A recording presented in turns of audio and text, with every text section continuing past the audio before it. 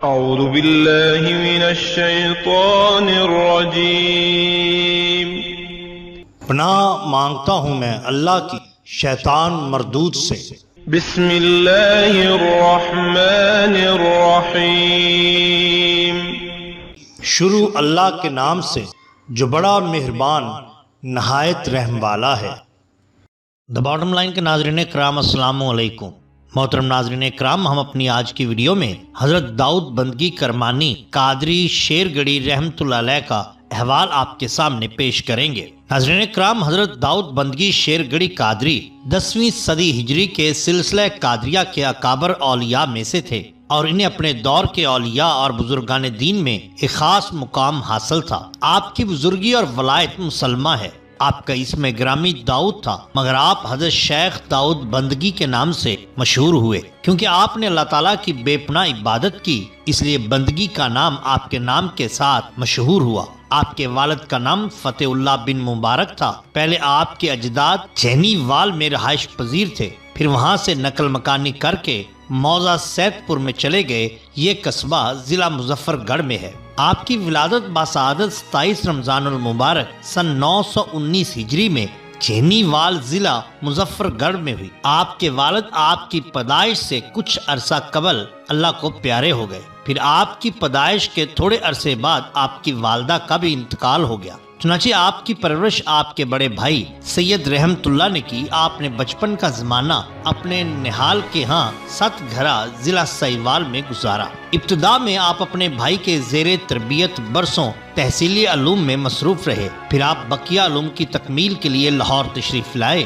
اور یہاں آپ نے اس زمانے کے مشہور عالم شاعر اور صوفی حضرت مولانا عبد الرحمن جامی کے شاگرد مولانا شیخ محمد اسماعیل بن عبداللہ اوچی سے تعلیم حاصل کی، جو حضرت شیخ عبد القادر جیلانی رحمت اللہ علیہ کی اولاد میں سے تھے۔ شیخ داؤد کی ذہانت اور ذکاوت کا یہ عالم تھا کہ جو کتاب پڑھتے ذہن میں فوراً محفوظ ہو جاتی۔ آپ کی غیر معمولی صلاحیتوں کو دیکھ کر آپ کے استاد شیخ اسماعیل رحمت اللہ علیہ فرماتے ہیں کہ جس طرح ہمیں یہ فخر ہے کہ ہماری مولانا جامی سے ملاقات ہوئی اور ہم نے ان سے استفادہ اور اکتساب علم کیا، ہمارا یہ شاگرد بھی ایک روز علم و فضل اور شہرت و مقبولیت کے اس مرتبہ پر پہنچے گا کہ لوگ اس سے استفادہ پر فخر کریں گے اور اس سے ملاقات کو اپنے لیے باعث برکت سمجھیں گے۔ چنانچہ آپ کی پیش گوئی حرف بحرف صحیح ثابت ہوئی۔ ظاہری علم حاصل کرنے کے بعد آپ ہر وقت عبادت میں مصروف رہنے لگے، رات بھر نہ سوتے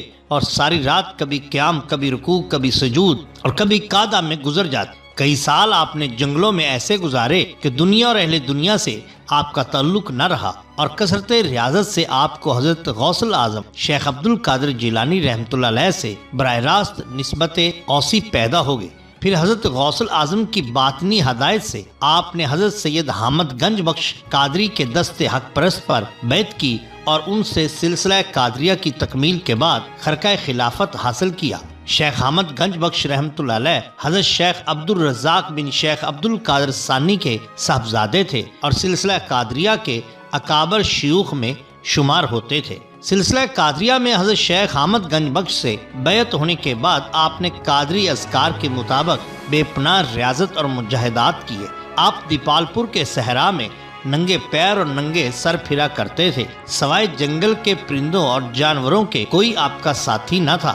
سال ہر سال تک آپ نے صحراؤں اور جنگلوں میں عبادت کی اور اتنی عبادت کی کہ دل کی تمام خواہشات ختم ہو گئی اور دنیاوی علائق سے بے نیاز ہو گئے۔ فیض باطن کی بدولت فرقہ بازی اور دنیاوی جھگڑوں سے نکل کر روحانی سکون کے ساتھ زندگی گزارنے لگے۔ اب آپ کا قیام شیرگڑھ ضلع سہیوال میں تھا، جو اب ضلع اکاڑا میں آتا ہے، اور آپ کے روحانی فیوز و برکات سے عوام اور خاص استفادہ کرنے لگے۔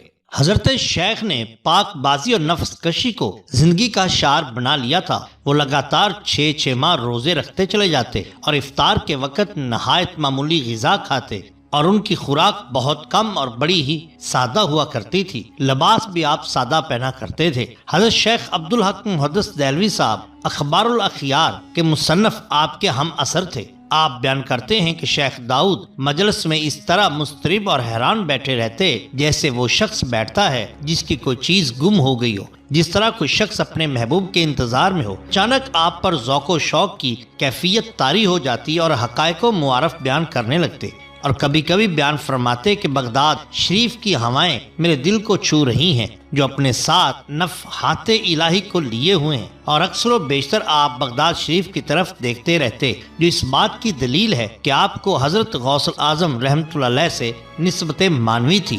آپ بے حد متوکل اور گوشہ نشین تھے، دنیا داروں کی صحبت سے بہت پرہیز کرتے تھے اور فکر کو اپنا فخر سمجھتے تھے۔ آپ کی بے نیازی کا عالم یہ تھا کہ ایک دفعہ اکبر بادشاہ نے اپنا قیام پنجاب کے دوران شہباز خان کمبو کو آپ کے پاس بھیجا اور تمنا ظاہر کی کہ آپ اس کے پاس آئیں، لیکن آپ نے معذرت کرتے ہوئے کہلا بھیجا کہ میں یہاں بھی دعا گو ہوں اور جو کر سکتا ہوں یہاں بیٹھے بھی کر رہا ہوں۔ آپ نے اپنی زندگی کا بیشتر حصہ دعوت حق میں گزارا۔ آپ کے متعلق مشہور ہے کہ آپ علائے حق و امر بالمعروف میں شمشیر برہنہ تھے، اور وعظ و نصیحت اور ارشاد و ہدایت میں ان کا تمام وقت گزرتا تھا۔ وہ ان صوفیاء خام اور علماء سو سے سخت بیزار تھے جنہوں نے علم اور تصوف کے پردے میں دنیا طلبی اور حب جاہ کو اپنا مقصد بنا رکھا تھا۔ ملا عبد القادر بدایونی لکھتے ہیں کہ حضرت شیخ داؤد کی سخاوت اور قناعت کا یہ عالم تھا کہ سال میں 2-3 بار ہر وہ شے جو ان کے پاس ہوتی، خواہ نقد خواہ جنس، غربا میں تقسیم کر دیتے اور اپنے پاس مٹی کے ایک کوزے اور پرانے مسلح کے سوا کچھ نہ رکھتے۔ وہ کسی شے کو بھی اپنی ملکیت میں رکھنے سے بیزار تھے۔ آپ کے خلفاء میں سے حضرت مولانا جمال الدین المعروف، شیخ بہلول، شیخ سیف الدین عبد الوہاب، شاہ ابو اسحاق لاہوری اور حضرت شاہ ابو المعالی لاہوری کے اسماء گرامی قابل قدر ہیں۔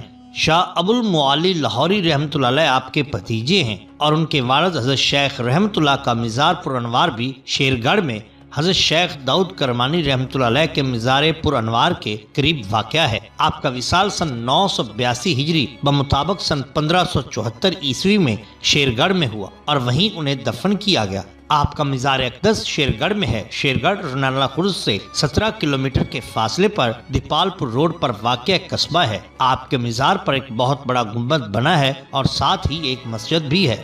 یہاں ہم آپ کی چند کرامات کا ذکر کرتے ہیں۔ منقول ہے کہ جب آپ نے شیرگڑھ میں ڈیرا لگایا تو یہاں سے ہندو فقیر وندو رام کو اٹھا دیا۔ اس نے جاتی دفعہ کہا کہ میں تیرا چراغ یہاں جلنے نہیں دوں گا۔